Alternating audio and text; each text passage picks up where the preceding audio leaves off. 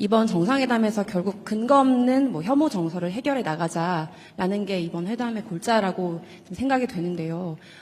다만 이제 우리 국민들이 서해 구조물이나 오래된 미세먼지 문제, 특히 사실 쿠팡의 그 정보 유출 사태 관련해서 중국인 직원 이런 문제들이 사실 있지 않습니까? 그래서 이런 것에 근거해서 우리 국민들이 사실 중국에 대한 반감이나 약간의 우려, 불편함 이런 감정을 갖고 계신 것도 사실입니다.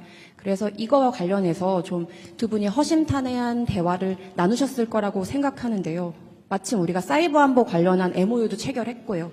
그래서 이런 부분에 대해서 중국이 나름의 배경을 좀 알고 있는지 두 분이 좀 어떤 대화 나누셨는지 여쭙고 싶습니다. 근거 없고 불필요한 혐오 선동에 대해서 우리가 경각심을 가지고 엄히 제재해야 된다는 점은 명백하죠. 쿠팡의 그 범죄 행위자가 중국 사람이다. 어쩌라고요? 일본 사람이면 그러면 그때부터 일본 사람 미워할 겁니까? 그러면 쿠팡에 그 미국 사람이 있으면 이제 미국 무지하게 미워해야 되는데 그건 왜 안 하는 거예요, 도대체? 아무런 그야말로 그것도 근거 없는 얘기죠.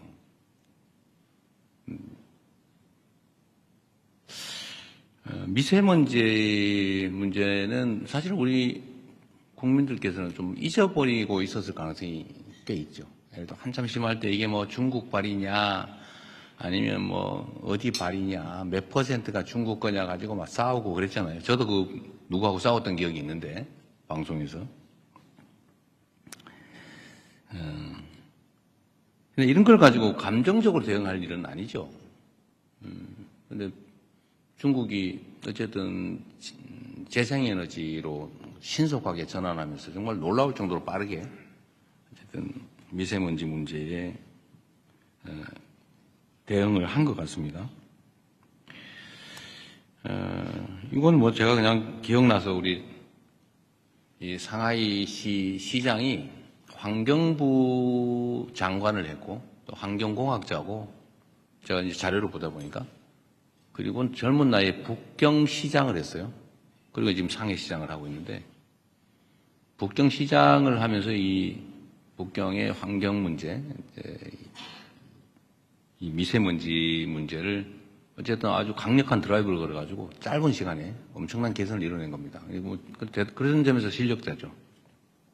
능력자인데 그 얘기를 제가 칭찬하다 보니까 그 얘기를 하게 된 거예요. 왜냐하면 이게 무슨 한중 혐오 정서의 원인이라서 한 얘기는 아니고 서해 문제 가지고도 이렇게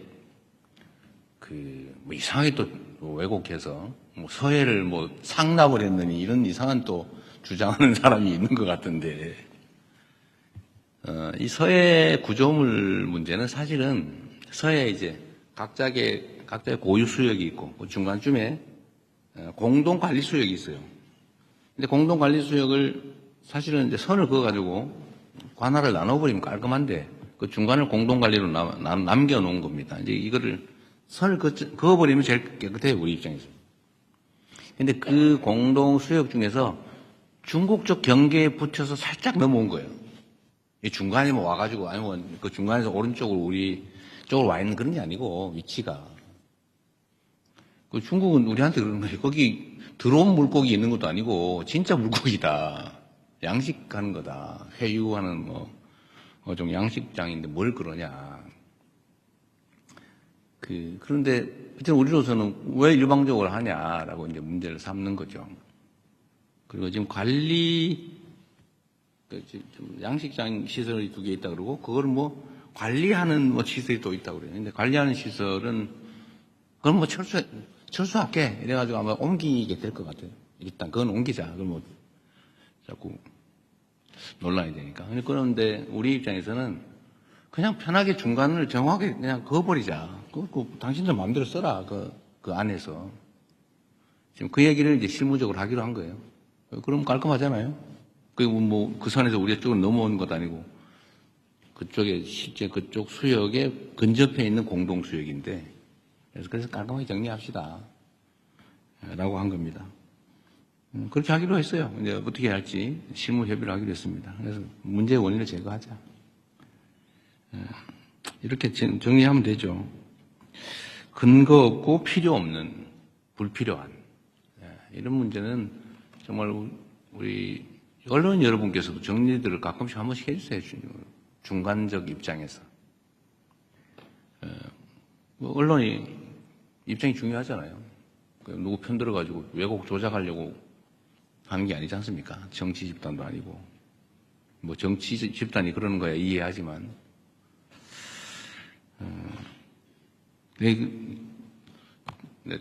붙여서 내가 얘기 한번 얘기했다. 참 신통한 게 있었는데, 예를 들면 말입니다. 검찰이 기소해가지고 법원이 검찰의 기소가 잘못됐다고 판결을 하면 우리는 통상적으로는 잘못 기소한 검찰을 비판해요. 이거 맞잖아요, 그게. 왜냐하면 최종 판단권은 법원이 가지니까. 그런데 희한하게 거기에 이재명이나 민주당이 관계가 되면은 법원이 판단이 잘못됐다고 검찰을 두둔해요. 그 이상하지 않습니까? 왜 항소 안 했냐고 따져요.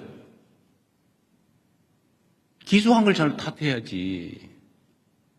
왜 법원이 판결을 잘못했다고 항소해서 법원의 판결을 뒤집으라고 합니까?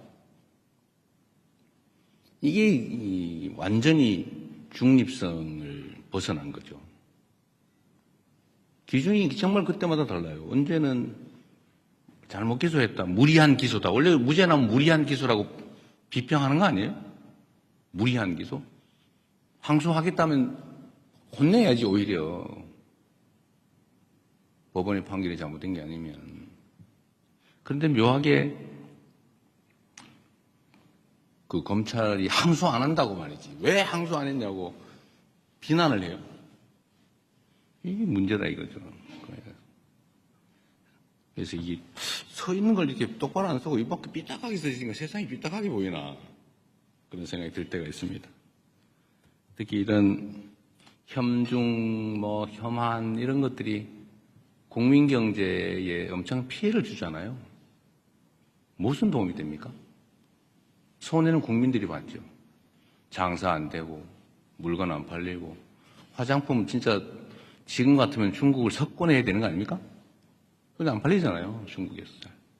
그러니까 엄청나게 손해보고 있는데 그럴 필요가 없다. 그게 공인으로서 해야 될 일 아니겠나 싶습니다.